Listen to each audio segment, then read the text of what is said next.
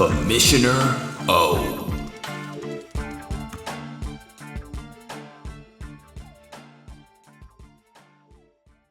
What's up, D4L fam? It's your boy Commish O back with another episode of the D4L Radio Podcast.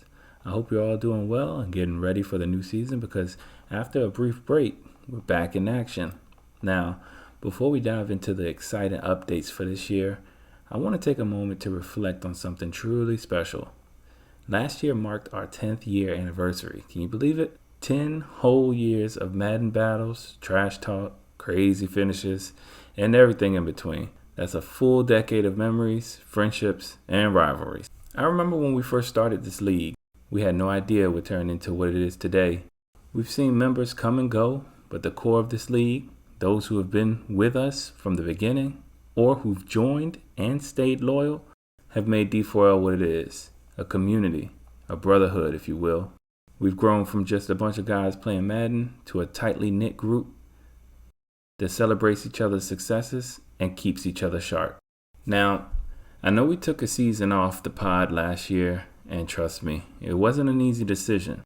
But sometimes a break is needed to come back stronger, and that's exactly what we've done. We've had some time to recharge, regroup, and now we're ready to take the D4L radio to new heights. And let me tell you, this season should be something special. But before I drop the big news, let's take a moment to recap what's happened over the last year's Madden. Looking back at the past few Maddens, it's incredible to see how the competition has evolved. We've had some unforgettable moments, some shocking upsets, and of course, some dominant performances. But when you talk about dominance, you can't help but mention two names, Mays and Boyce. These two have been nothing short of spectacular. They've been the ones to beat, setting the standard for what it takes to win in D4L. Think about it. Over the last 6 seasons, just Madden alone, last year's Madden alone, we've only had 2 Super Bowl winners, Mays and Boyce. That's insane. Mays, with his strategic gameplay and clutch performances, has become a living legend in our league. And Boyce, with his relentless pursuit of victory and ability to adapt to any situation, has proven time and time again that he's a force to be reckoned with. These two have made it clear that if you want to hoist the D4L Super Bowl trophy, you've got to go through them first. I've had the privilege of going up against both Mays and Boyce multiple times, and let me tell you, it's no walk in the park. I've only beaten Mays once, and that was his first game in the league. I think he pulled a pool shark tactic on me. One game I remember against Boyce was in the divisional round one year. I thought I had him. It was a close game going into the half, and I was feeling good. But then Boyce did what Boyce does best. He stayed calm, made some incredible plays, and before I knew it, he beat me by multiple scores. Man, fuck! It was one of those games where you walk away shaking your head, but at the same time, you've got to respect the skill and poise it takes to pull off something like that. That's why Mays and Boyce are where they are, at the top of the D4L food chain. A few things that were introduced last year, one being the dads of D4L chat. This is a brotherhood. Relax. Show us what the kids are up to. Share a few parenting tips. Tell us why they made you proud, or why they have you ready to drink. It's a safe space. Utilize it.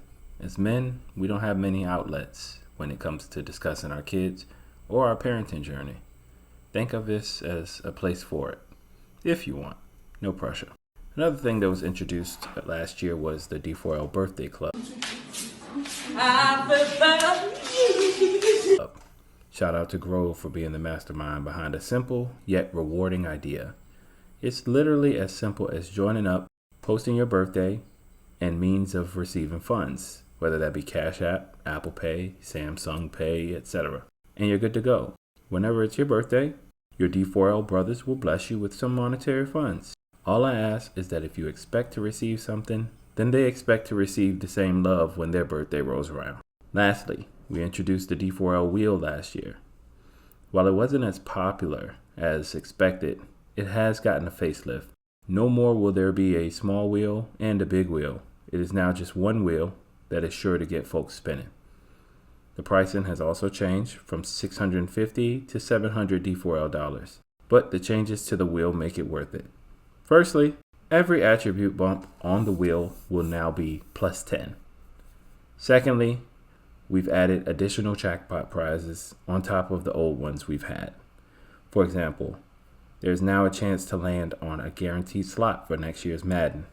The chances are slim, but anything can happen. As usual, this wheel will only be spun once, as the prizes are just too great for multiple spins per season. All right, the moment you've all been waiting for, the big announcement.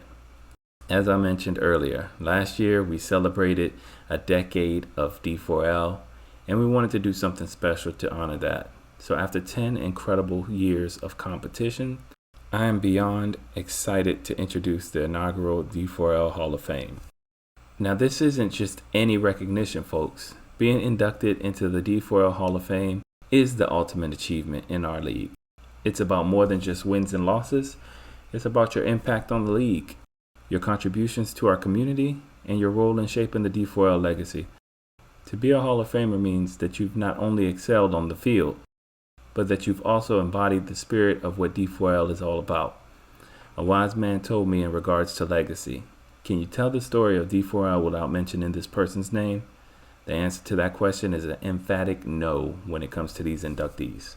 So what does it mean to be a Hall of Famer in D4L? Let me break it down for you.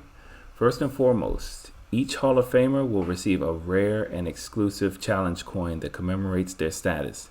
This isn't just any coin. This is a symbol of your legacy in our league, something that you can hold on to and be proud of. It's a reminder that your contributions have left a lasting impact on D4L. But that's not all. Hall of Famers will also get some pretty sweet perks. For example, every other year, regardless of Super Bowl wins, Hall of Famers will get first dibs on team selections. That's right, while everyone else will have to go in a hat outside of Super Bowl winners, all Hall of Famers will already have their picks locked in.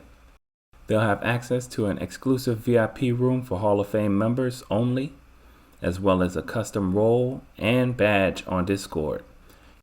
You will notice a Hall of Famer in the chat by seeing a gold Hall of Fame jacket by their name. Finally, each Hall of Famer will receive a $2,000 D4L stipend to begin each Madden year.